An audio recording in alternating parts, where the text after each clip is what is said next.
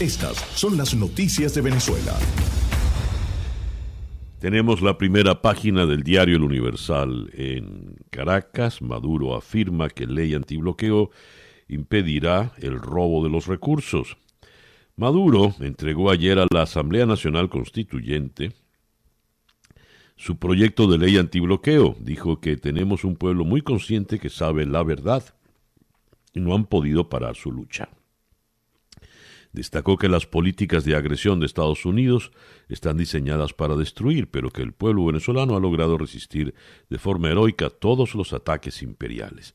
Mencionó que la de Estados Unidos es una guerra no declarada con efectos devastadores. El CNE publicó la lista de todos los candidatos a la Asamblea Nacional y son los partidos que fueron robados. Por ejemplo, la lista de Primero Justicia la encabezan José Brito y José Noriega. Por otra parte, anuncian llegada a El Palito de un buque iraní con carga de gasolina, y Venezuela recibió ayer más de 250 toneladas en insumos médicos provenientes de China. La primera página del diario El Nacional nos brinda un panorama completamente distinto. El gran titular de hoy: solicitan sesión urgente de la OEA para debatir informe de Naciones Unidas sobre Venezuela, violaciones de los derechos humanos. Colombia, Brasil y Estados Unidos proponen celebrar una reunión extraordinaria del Consejo Permanente de la Organización de Estados Americanos para analizar el documento de la Misión Especial de Naciones Unidas que denuncia crímenes de lesa humanidad en el país. También quieren que se hable sobre la situación de las precarias instituciones venezolanas para la celebración de las elecciones parlamentarias que, sin las debidas garantías, han sido convocadas para el próximo 6 de diciembre. Al lado de lo anterior, expresidentes y líderes de Iberoamérica censuran la actuación de Borrell. Mina el consenso sobre un gobierno de transición. Más de 200 personalidades enviaron una comunicación a la presidenta de la Comisión Europea, al presidente del Consejo y a los 27 ministros de Relaciones Exteriores agrupados en la Unión Europea, en la que rechazan las iniciativas del alto representante del bloque para asuntos exteriores y política de seguridad en acuerdo con el gobierno de España. Desde su posición, el señor Josep Borrell pretende imponer a los venezolanos su peculiar concepción de salida democrática, según dice el documento. En el contexto internacional está la opinión de Kenneth Ramírez, presidente del Consejo Venezolano de Relaciones Internacionales, quien dijo: no es fácil aplicar el principio sobre responsabilidad de proteger entre los países. Recordó Ramírez que la intervención de la comunidad mundial para amparar a los pueblos, más allá de su soberanía, cuando un Estado atenta contra ellos, debe ser aprobada por el Consejo de Seguridad de Naciones Unidas. Por otra parte, tenemos a las 2 de la madrugada del día de ayer, atracó en la refinería El Palito, en el estado Carabobo, el Forest, el primero de un grupo de 3 tanqueros que transportan gasolina desde Irán hasta Venezuela. El segundo, el Fortune, se encontraba ayer cerca de Trinidad y Tobago, mientras que el Faxon sigue en su ruta hacia puertos venezolanos. Según una entrevista que sostuvimos ayer en conexión con Mariana Párraga de la agencia Reuters desde Ciudad de México, a lo sumo, el cargamento de combustible de estos 3 buques, a lo sumo daría escasamente para un mes de combustible. Y continúa lo que aquí en el Nacional definen como la rebelión de las ciudades pequeñas. La inconformidad por no tener servicio eléctrico ni gas para cocinar, ni agua para bañarse, o la espera de días para comprar combustible, ha llevado a residentes de poblaciones olvidadas y tradicionalmente chavistas a salir a las calles para exigir la salida de Nicolás Maduro del poder. El primer pueblo en manifestarse fue Urachiche, en el estado Yaracuy, y pese a la censura en los canales de televisión y a la falta de periódicos en pocas horas, las protestas se han extendido hacia otros municipios del país. Con relación a la misión de Josep Borrell, Leo esto en su noticiero. Borrell no consiguió su objetivo de intentar aplazar elecciones de Maduro. La tarea asignada a la misión enviada por el alto representante de la Unión Europea para Política Exterior, Josep Borrell, no era simple. Lograr que las elecciones parlamentarias convocadas en Venezuela para el 6 de diciembre sean pospuestas al menos durante 6 meses, para procurar condiciones democráticas que las validen. Lograr el aplazamiento permitiría que los 27 organicen una misión exploratoria que evalúe las condiciones políticas y acompañe su mejora para finalmente tener unas votaciones que reúnan las tan mentadas condiciones mínimas. Pero, según se pudo conocer, y esto es una información que maneja tal cual, la conversación con representantes de Maduro fue principalmente con Jorge Rodríguez y su hermana Delcy. Hasta la tarde del domingo no se descartaba que hubiese otra reunión directamente con Maduro, antes de que la misión regresase a Europa, pero por lo visto regresó a Europa con las manos vacías. A propósito de las protestas, de acuerdo al Observatorio Venezolano de Conflictos, entre el viernes y el sábado pasados, principalmente en pueblos pequeños, fueron documentadas 81 protestas y el lunes hasta la tarde se contabilizaban 76 nuevas manifestaciones. Denuncian represión feroz por parte de los cuerpos de seguridad. Otro detalle que ocurre con el combustible que está viniendo en los buques iraníes. Según trabajadores petroleros, la gasolina iraní que desembarcó en el Palito no llega a los 90 octanos, la que viene en el primero de los barcos, el Forest, que es un barco pequeño con capacidad para apenas 270,000 barriles de gasolina, insuficiente para normalizar la situación en el país. Y en medio de estas noticias tenemos también noticias sobre la corrupción del chavismo. Chavismo Inc., una investigación periodística, revela cómo 11 venezolanos vinculados con el oficialismo adquirieron 33 propiedades en Florida, Nueva York y Texas por más de $60 millones entre el 2006 y el 2019. Entre estos delincuentes está Roberto Rincón, excontratista de PDVSA, quien se declaró culpable en el 2015.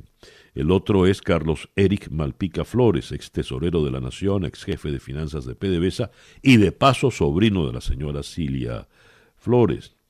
Malpica Flores fue señalado de participar en el caso Money Flight, un esquema mundial de lavado y desvío de $1.200 millones provenientes de PDVSA. La lista incluye a la esposa de Malpica Flores, a exfuncionarios de PDVSA como Alfonso Gravina y Karina Núñez, también Naman Guaquil, Ricardo Morón, Morela Hernández de Morón, María Lila y José Roberto Rincón, Atahualpa Fernández Arbulo, Franz Müller, Amir Nazar Tayupe. 60 propiedades por $60 millones. Noticias de Latinoamérica.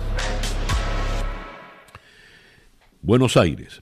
Freno al gobierno por unanimidad. La Corte aceptó el per saltum y analizará el caso de los jueces apartados por Cristina Kirchner. En el marco de un acuerdo extraordinario y por unanimidad, la Corte Suprema de Justicia puso un freno a las intenciones del gobierno y aceptó tratar el recurso de per saltum presentado por los jueces federales para evitar su desplazamiento de la Cámara Federal Porteña y el Tribunal Oral Federal 7, que juzgará el polémico caso de los cuadernos de las coimas, el cuadernito aquel que llevaba el chofer. Los tres habían sido trasladados a esos lugares, de los cuales el kirchnerismo los sacó con una movida iniciada en el Consejo de la Magistratura y consagrada en el Senado. De Argentina vamos a Chile. Para el presupuesto del año entrante, Piñera anuncia que se expandirá 9,5% y que el foco estará en recuperar empleos e ingresos perdidos. Anoche, Piñera, en cadena nacional, dijo que el presupuesto de la Nación 2021 llegará a los 73.234 millones de dólares, lo que significará un crecimiento de 9,5% respecto del de este año y además un aumento del 14,9% de la inversión pública. En Colombia, caerán vivos o muertos, dice el gobierno, por la reaparición de Santrich y Márquez. Luego de que los exintegrantes de la extinta guerrilla de las FARC, Edison Romaña, Oscar Montero, Aldinever Morantes, Walter Mendoza, Jesús Santrich e Iván Márquez, todos estos son alias, anunciaran su rearme en agosto del año pasado, el lunes reaparecieron en un comunicado en el que piden la renuncia del presidente Iván Duque. Frente al comunicado emitido por los integrantes del grupo subversivo llamado ahora Segunda Marquetalia, ayer el consejero presidencial para la Seguridad Nacional, Rafael Guarín, publicó unos tuits respondiendo y dijo que el país no se dejará doblegar por amenazas criminales. En Brasil, Bolsonaro defiende ayuda a los pobres cuando el temor por las finanzas públicas golpea a los mercados. El presidente de Brasil, Jair Bolsonaro, acudió a las redes sociales en el día de ayer para responder a las acusaciones de que su gobierno está usando trucos de contabilidad para financiar un nuevo programa de ingresos mínimos sin romper un límite de gastos, su norma fiscal más importante. Junto con los líderes del gobierno en el Congreso y el ministro de Economía, Paulo Guedes, Bolsonaro anunció un nuevo programa de transferencia de bienestar para los pobres llamado Renta Ciudadana, una extensión y expansión del actual programa de transferencia de dinero Bolsa Familia. Tenemos por acá Lenín Moreno en Naciones Unidas propuso extender la moratoria de la deuda para enfrentar la crisis que vendrá post-COVID. El presidente ecuatoriano mencionó que según cálculos de expertos, la reactivación del mundo después de la pandemia demorará entre 3 y 5 años y pidió una respuesta multilateral y dijo que su país se compromete a apoyar la creación de instrumentos financieros que cubran y reduzcan el impacto de la pandemia. Ha faltado liderazgo de Naciones Unidas para enfrentar la pandemia, dice Nayib Bukele, el presidente de El Salvador, en Naciones Unidas. Durante su intervención, el mandatario Bukele dijo que El Salvador había enfrentado la emergencia sanitaria gracias a la cooperación que su gobierno había gestionado bilateralmente con países, organizaciones y empresas. México suma 738,000 casos de COVID y 77,000 muertes. Estas son las cifras alcanzadas en el día de ayer. En Cuba, septiembre sería el mes de mayor cifra de casos de COVID. Pese a imponer un prolongado aislamiento y un toque de queda en la capital, Cuba podría terminar este mes con el mayor número de contagios en el nuevo continente. Así las cosas, y cerramos con esta información en Managua. Nicaragua dice que la Oficina de Derechos Humanos de Naciones Unidas no actúa con justicia. Son cada día idénticos las reacciones del gobierno de Nicaragua y el de Venezuela. Además de presentar preocupantes y serias deficiencias metodológicas, los informes de esta oficina son elaborados a partir de fuentes exclusivamente opositoras al gobierno de Nicaragua, reproduciendo información únicamente proveniente de ONGs y medios de comunicación directamente vinculados al intento fallido del golpe de Estado del 2018. Palabras de Denis Moncada, el canciller nicaragüense, en su discurso en Naciones Unidas. Escuchas Día a Día con César Miguel Rondón. Nuestra agenda para el día de hoy, miércoles 30 de septiembre, viene muy marcada por lo que aconteció o dejó de acontecer anoche en el caótico, vamos a utilizar ese calificativo, en el caótico debate entre los candidatos presidenciales. Nuestro primer invitado va a ser el doctor Antonio Trujillo, director de Economía de la Salud Global del Master of Health Science y es profesor asociado de la Escuela de Salud Pública de la Universidad Johns Hopkins. Él está en la ciudad de Baltimore, en el estado de Maryland. Pues bien, queremos sus impresiones de lo que se discutió ayer, de lo que se discutió ayer en el debate sobre el tema del COVID y qué puede esperar el pueblo americano luego de lo que dijeron estos dos líderes. La segunda entrevista la vamos a hacer con Carlos Asilis, economista cofundador de Glovista Investment. Él está en la ciudad de Miami. Con él analizaremos pues el panorama económico tal cual como se discutió, según lo que se discutió anoche en el debate.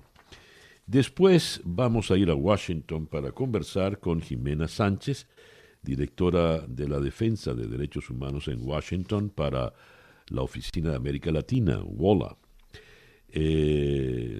La negativa, por ejemplo, del presidente Trump a condenar a los supremacistas blancos, los llamados Proud Boys, lo planteado con el tema policial, la violencia racial. Y ya luego en la cuarta entrevista cambiaremos el panorama, iremos a Buenos Aires para hablar con el periodista del diario La Nación, Hernán Capielo, y director de la Escuela de Comunicación en la Universidad Católica de Buenos Aires, para que nos ponga al tanto de la situación planteada con los jueces que investigaron a Cristina Kirchner. La Corte Suprema abrió el per saltum y prohibió por el momento reemplazar a los jueces que investigaron a Cristina y que Cristina quiere raspar. Después iremos a Caracas para conversar con el diputado y economista Ángel Alvarado, miembro de la Comisión de Finanzas de la Asamblea Nacional. A propósito de la crisis económica en el país, el precio del dólar paralelo superó los 440.000 bolívares. En Irán reconocen que envían gasolina al régimen de Maduro a cambio de lingotes de oro. Y la cesta Petare, que maneja precisamente el diputado Alvarado, superó ya los 8.650.000 bolívares. Vamos luego a cerrar nuestra agenda del día de hoy en Madrid, donde conversaremos con el periodista de Voz Populi, Jorge Sainz, a propósito de la situación planteada con Josep Borrell. Borrell ha dado un vuelco a la posición de la Unión Europea con respecto a Venezuela, envió una misión al país que por lo visto no tuvo mayor éxito y ha regresado con las manos vacías.